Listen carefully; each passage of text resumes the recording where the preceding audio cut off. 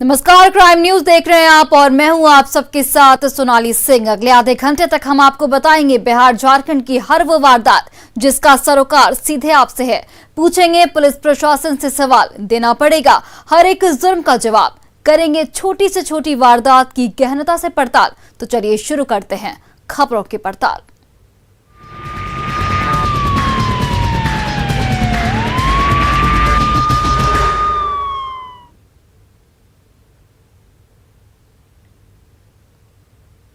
और बुलेटिन में सबसे पहले बात छपरा से एक बड़ी खबर की, जहां सीएसपी संचालक से 2,04,000 की लूट की गई। हथियार के बल पर यह लूट की वारदात को अंजाम दिया गया। तो देखिए, छपरा से एक बड़ी खबर हम आपको बता रहे हैं, जहां पर सीएसपी संचालक से 2,04,000 रुपयों की लूट की गई। हथियार के बल पर इस पूरे वारदात को अंजाम दिया गया। और छपरा से एक बड़ी खबर, जहां पर सीएसपी संचालक से लूट की वारदात को अंजाम दिया गया। 2,04,000 की लूट की गई है और बताया जा रहा है कि हथियार के बल पर लुटेरों ने इस वारदात को अंजाम दिया। हालांकि अभी तक ये नहीं पता चल पाया है कि कितने की संख्या में लुटेरे थे। और ये एक बड़ी खबर छपरा से सामने आ रही है, जहां पर हथियार के बल पर सीएसपी संचालक से लूट की वारदात को अंजाम दिया गया और 2,04,000 की लूट की गई।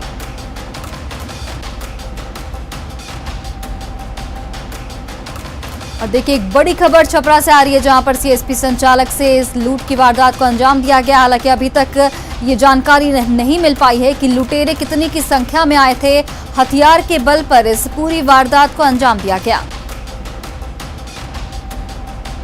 और 2,04,000 की लूट की घटना सामने आई है। सीएसपी संचालक से 2,04,000 की लूट की गई। हथियार के बल पर लुटेरों ने इस पूरी वारदात को अंजाम दिया।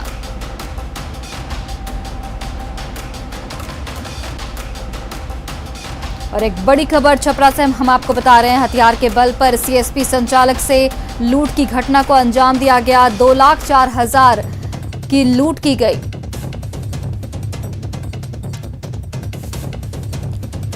और देखिए, हम आपको तस्वीरों के जरिए भी दिखा रहे हैं कि हथियार के बल पर। और हमारे साथ छपरा से हमारे सहयोगी संतोष गुप्ता जुड़ चुके हैं। संतोष, कौन थे वो लोग? क्या अभी तक पहचान हो पाई है? कितने की संख्या में थे लुटेरे? देखिए, लुटेरे 4 की संख्या में थे। 2 अपाची मोटरसाइकिल से आए थे और ये जो पूरे स्टेट हाईवे पर ये बैंक है जहां पे लूट की घटना को अंजाम दी गई। दिन दहाड़ी इस घटना को अंजाम दी गई, जिसका इलाके में अफरा तफरी है। हालांकि पुलिस के अधिकारी वहां पहुंच गए हैं। जो सीसीटीवी होता है उनका सीसीटीवी को भी डिस्ट्रॉय कर दिया गया है, तो वहां पे कोई एविडेंस फिलहाल नहीं मिल सका है, लेकिन पुलिस छानबीन में जुट गई है। जैसा कि बताया जा रहा है कि जो अपराधी थे 4 की संख्या में थे, वे लोग आए अचानक और आकर के उन लोगों ने पहले कैश जमा करने की बात कही। जब बोला गया कि हाँ 5,000 रुपये ही निकासी हो सकती है, उसके बाद उन लोगों ने पिस्टल निकाल दिया। उसके बाद लूटपाट की घटना को अंजाम दी गई। और यही घटना नहीं, इसके तुरंत थोड़ी देर बाद एक अलग ही बगल में पानापुर में भी एक बड़ी घटना अंजाम दिया गया। वहां भी बंधन बैंक से 8 की संख्या में आए अपराधियों ने वहां भी लूटपाट की घटना को अंजाम दिया गया। तो पूरे जो ये पानापुर तरैया का इलाका है, दोनों जगह पे बैंक की जो डकैती की घटना हुई, उससे इलाके में सनसनी फैल गई है। लोग विधि व्यवस्था को लेकर सवाल खड़े कर रहे हैं कि बैंक सुरक्षित नहीं है। संतोष, जैसा कि आप बता रहे हैं कि बैंक के बाहर की ये घटना है, तो क्या बैंक के पास सुरक्षा के पुख्ता इंतजाम नहीं थे? देखिए, छोटे छोटे जो बैंक खोले गए हैं, सीएसपी जिसे कहते हैं, ग्राहक सेवा केंद्र कहा जाता है, जो कि गांव में रहते हैं, काफी कम ट्रांजेक्शन करते हैं। 4-5 लाख इनकी क्षमता होती है। वहां पे कैश रहता है। जैसा कि यहाँ भी जिस तरह से लूट हुई है, तो लगभग 3 लाख रुपए लेकर के आए थे और बाकी कुछ पैसे इन्होंने लोगों के बीच में बांटा था। कुछ कैश इनके पास था जो 2,04,000 बताया जा रहा है। तो वहां पे इस कैश को अपराधियों ने लूटा है। ठीक उसी तरह पानापुर में भी एक घटना हुई है, जहाँ पे बंधन बैंक से लूट हुई। तो वहां भी इसी तरह से कुछ कैश को लेकर के बड़े बैंक से कैश को ला करके यहाँ पे लोगों को बांटा जा रहा था, जो छोटे छोटे ग्राहक होते हैं, जो 5,000, 6,000 रुपया निकालने आते हैं। तो इस तरह के जो बैंक होते हैं, उसको लेकर के प्रशासन का कोई फोकस नहीं होता। और ये बैंक जो है अब अपराधियों के निशाने पर है। छपरा में लगातार इस तरह की घटनाएं आ रही है। पिछले 1 महीने की बात करें तो लगभग आधा दर्जन ऐसी घटनाएं सामने आ चुकी है, जिसमें कि सीएसपी को लुटेरों ने निशाना बनाया है, लूटा है। इवन छपरा शहर के बीचों बीच एक सोना लोन देने वाले। संतोष, आप हमारे साथ बने रहिए, हम अगली खबर पर भी आपके साथ जुड़ेंगे। अगली खबर भी देखिए छपरा से है, जहां बेखौफ हथियारबंद अपराधियों ने एक बार फिर पुलिस को चुनौती देते हुए पानापुर बंधन बैंक में दिन दहाड़े लूट की वारदात को अंजाम दिया है।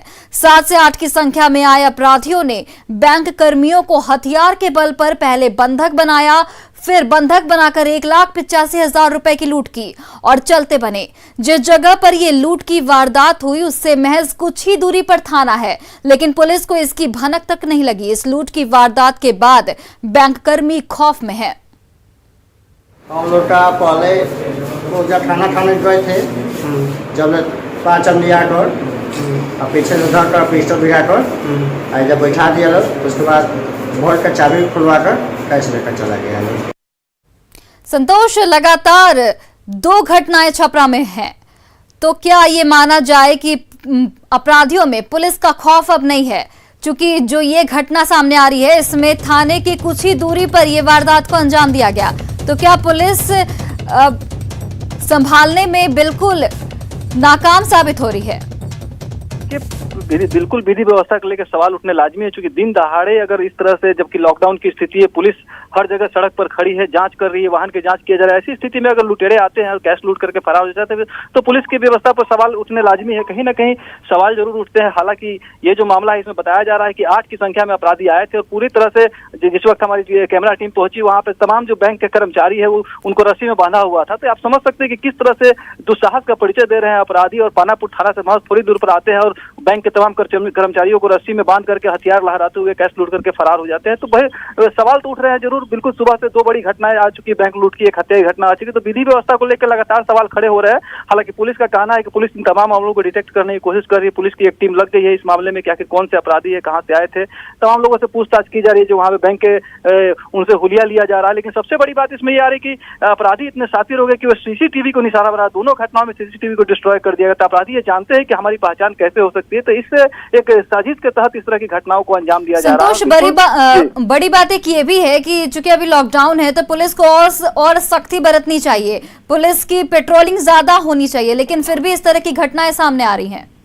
जी बिल्कुल, ये आश्चर्य की बात है कि लॉकडाउन के जो हालात बने उसके अंदर ही बैंक डकैती की घटनाएं छपरा में अचानक बढ़ गई है। अब शहर के भी बात करें तो पिछले दिनों शहर में एक सोना लोन देने वाली कंपनी को अपराधियों ने दिन दहाड़े लूट लिया। लगभग 20 लाख की लूट की घटना हुई थी। हालांकि उसमें अभी तो कोई पकड़ा नहीं गया। हालांकि कुछ घटनाएं हुई थी जिसमें पुलिस को सफलता जरूर मिली, लेकिन उसमें भी कैश की बरामदगी नहीं के बराबर की जा सके थे। जिस तरह से लूट की घटनाएं लगातार बढ़ रही है, कहीं ना कहीं पुलिस के सिस्टम पर सवाल जरूर खड़े हो रहे हैं। चूंकि लॉकडाउन की स्थिति में पुलिस को पूरी तरह से अलर्ट किया गया है, पुलिस हर जगह चाक चौबंद व्यवस्था की गई है, हर जगह बैरियर लगाए गए हैं, वाहन जांच किए जा रहे हैं, लेकिन इसके बावजूद अपराधी हथियार लेके खुलेआम घूम रहे हैं। छोटे छोटे जो बैंक है जो कि ग्रामीण इलाकों में लोगों की सहूलियत के लिए खोले गए, उन बैंकों को ये लोग निशाना बना रहे हैं। क्योंकि बड़े बैंक पे बहुत सारी सिक्योरिटी की व्यवस्थाएं होती है, बड़ी संख्या में कैमरा लगे रहते हैं, वहाँ सिक्योरिटी गार्ड। ये छोटे बैंक जो है वो कहीं ना कहीं इन अपराधियों के रडार पर है। चूंकि यहाँ पर सिक्योरिटी की कमी होती है, 1-2 गार्ड होते हैं, वो भी गार्ड हथियार के होते हैं। संतोष, आपका बहुत बहुत धन्यवाद तमाम जानकारियों के लिए।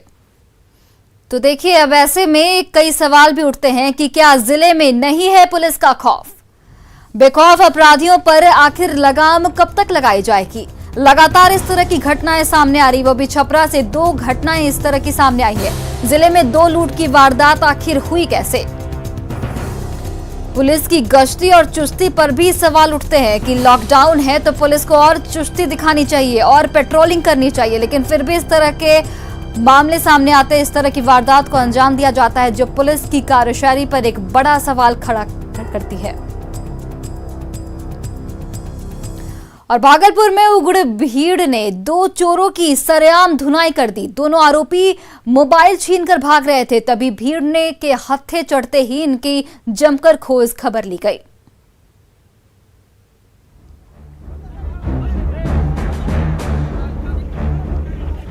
भागलपुर के स्टेशन चौक पर भारी हंगामा मचा हुआ है।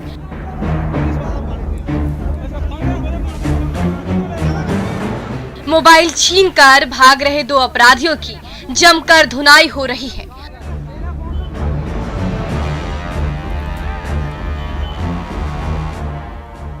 कोई थप्पड़ रसीद रहा है तो कोई लात और घूंसे बरसा रहा है। दोनों आरोपियों पर भीड़ का गुस्सा फूट पड़ा है।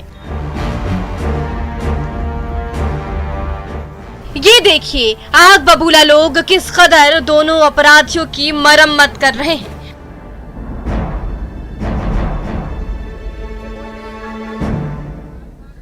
हो हंगामा होता देखकर कई और लोग मौके पर पहुंच गए और सब मिलकर इन अपराधियों पर कहर बरपा रहे हैं।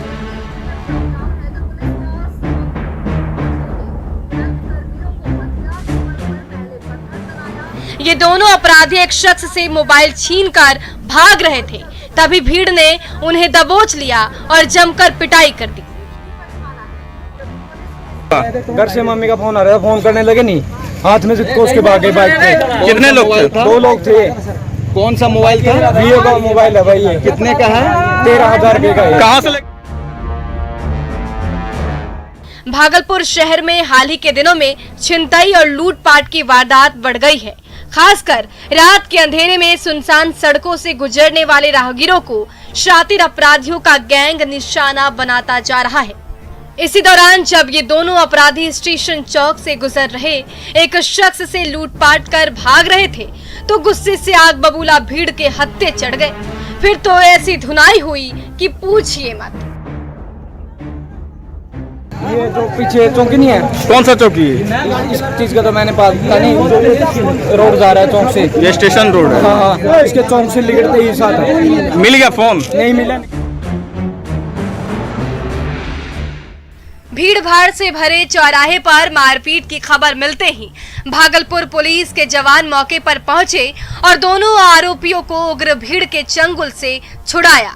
फिलहाल दोनों आरोपी पुलिस की हिरासत में हैं। आशीष, न्यूज़ 18 भागलपुर।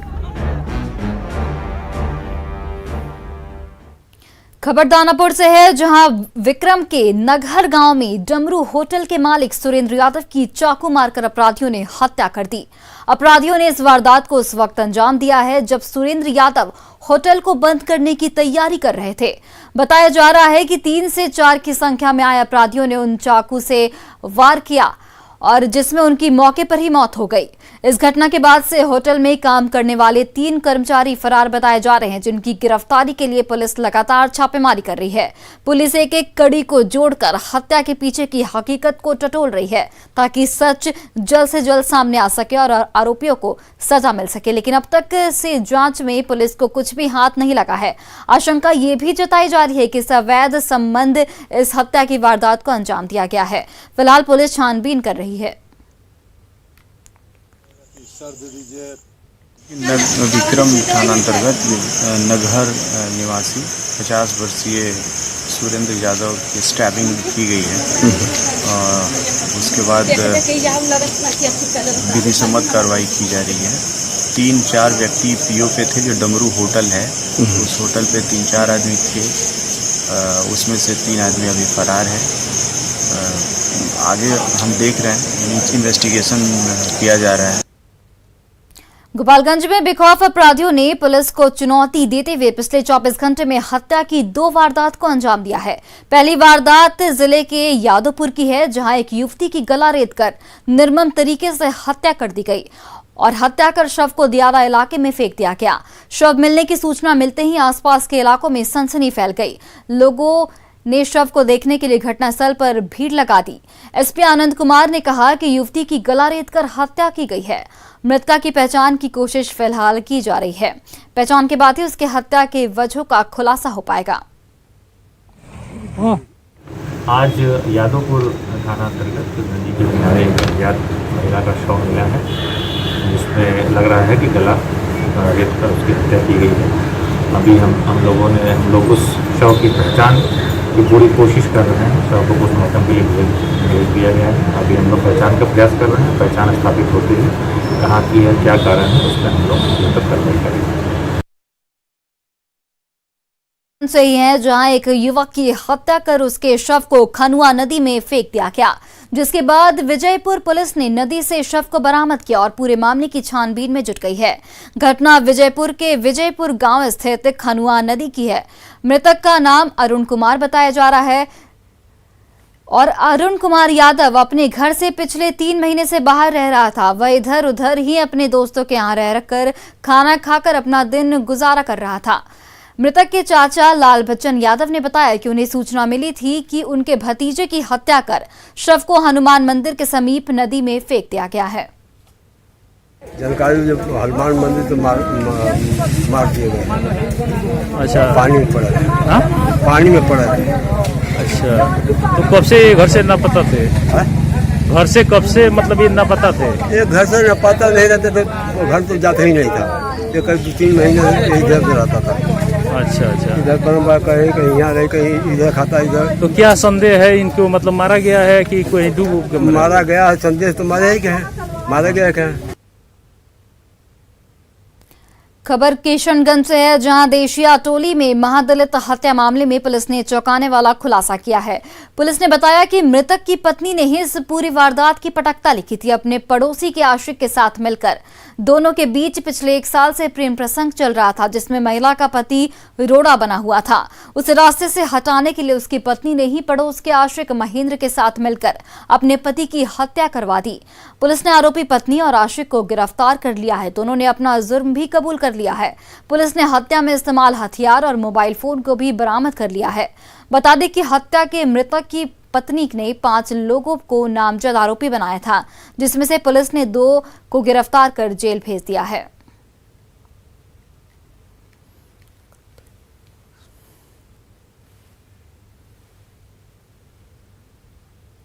तरीके से अनुसंधान हुआ और इसमें फिर हम लोगों ने ये पाया कि इसमें जो मृतक की पत्नी है उसी ने ये सारी साजिश अपने बगल के एक लड़के के साथ मिलकर के ये रची, जिसके साथ उसका अवैध संबंध 1 साल से चल रहा था। और इसी बीच इन लोगों ने प्लानिंग करके अपने पति को मरवाया और प्लानिंग करके ही इसने जो है 5 लोगों को जो है नामित इसने किया था। वहीं सरसा में सोनवर्षा कचहरी पुलिस के साथ धक्का मुक्की का वीडियो वायरल हो रहा है। लॉकडाउन के दौरान खुली कपड़ा दुकान को बंद कराने गई सोनवर्षा कचहरी पुलिस के साथ लोगों ने धक्का मुक्की की है, जिसका वायरल वीडियो आप अपने टीवी स्क्रीन पर देख सकते हैं। पुलिस के साथ धक्का मुक्की मामले में 9 नामजद समेत 15 लोगों पर मामला दर्ज किया गया है। इस मामले में 2 नामजद आरोपियों को गिरफ्तार किया गया है। वायरल हो रहा है ये वीडियो सोमवार का बताया जा रहा है। जमुई के दीननगर गांव से अगवा नाबालिग लड़की को बरामद कर लिया गया है। अगवा नाबालिग को आरोपी पप्पू खान के घर से बरामद किया गया है। हालांकि अब तक आरोपी की गिरफ्तारी नहीं हुई है।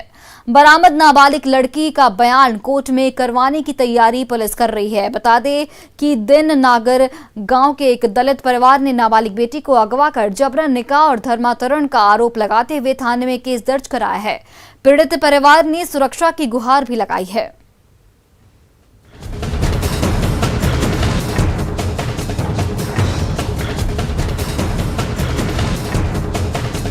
को ही हुआ कि आया लेकर लड़की को ही चला गया।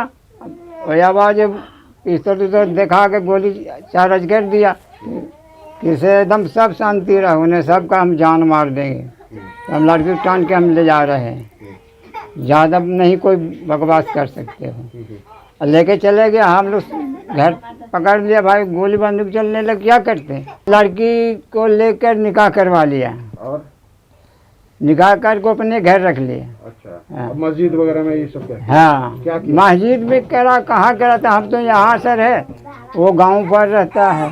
ताकि लड़की के 3 गो के यार घींचेंगे तो उसको नाम नहीं जानते हैं, उसको पहचानते हैं। अब बला छोड़न के चाहिए पहचानते हैं। वो लोग कौन है? वो लोग कोई न है। नहीं, वो लोग जो कांड किए हैं ये सब। ये तो पप्पू है, पप्पू खान है। और हाँ, तो उसमें हमको जानते हैं कौन कौन है। प्रतिपादन है कि हम लोग हिंदू है, वो मुसलमान है और इसी में होना नहीं सकता था। लगे बजौरी करके ले गया, धीरा उड़ा के धमका होने के बाद गोली फायरिंग किया तो ले गया है। इसमें इसे नहीं होना चाहिए, इसलिए अत्याचार वगैरह की बात आ रही है। क्या आप लोगों को धमकाता है? क्यों अत्याचार ये है कि मतलब गाली देता है आगे यहाँ पर 1-2 फायरिंग करता है कि मतलब 4 घर तो क्या करेगा, जो कहेंगे वो करने पड़ेगा। हाँ, और जहाँ चलती रास्ता देखेंगे तो वहाँ गोली मार सकते हैं।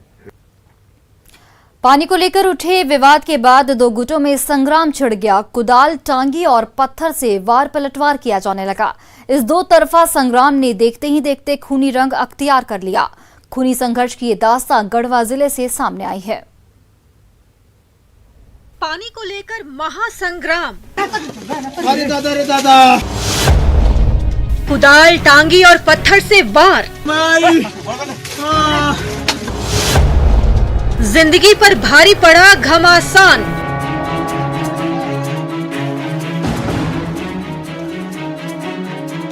जिला गढ़वा, झारखंड। थाना नगर उटारी, गांव गरबांध, मामला, पानी को लेकर दो पक्षों में विवाद।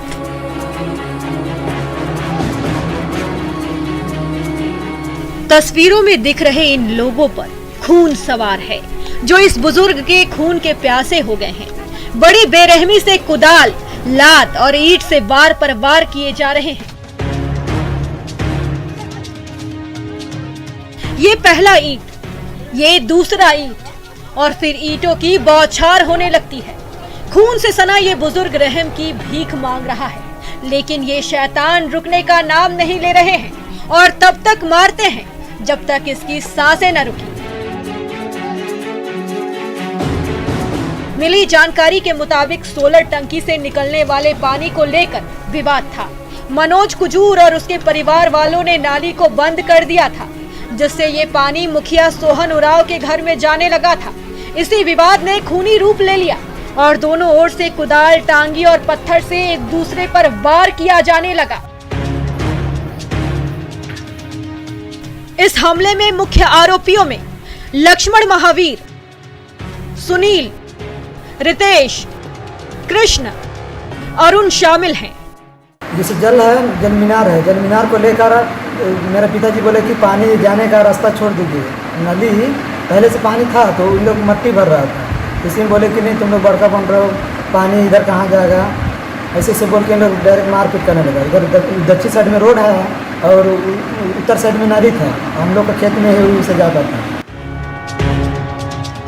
इस खूनी खेल में कुल 12 लोग घायल हुए हैं। सभी घायलों का इलाज अनुमंडलीय अस्पताल में चल रहा है। मृतक का नाम महावीर उरांव है। वहीं एक घायल को बेहतर इलाज के लिए सदर अस्पताल रेफर कर दिया गया है। एसडीपीओ ने बताया कि पानी के विवाद में मुखिया और उसके चाचा के बीच मारपीट की घटना हुई है, जिसमें कई लोग अभी घायल हैं। पूरे मामले की जांच में पुलिस जुट गई है। इधर मुख्यमंत्री हेमंत सोरेन ने भी संज्ञान लेते हुए डीसी को जांच और दोषियों पर कड़ी कार्रवाई के आदेश दिए हैं। पानी के बहाने को लेकर विवाद हुआ था, जिसमें दोनों पक्ष में मारपीट हुई है।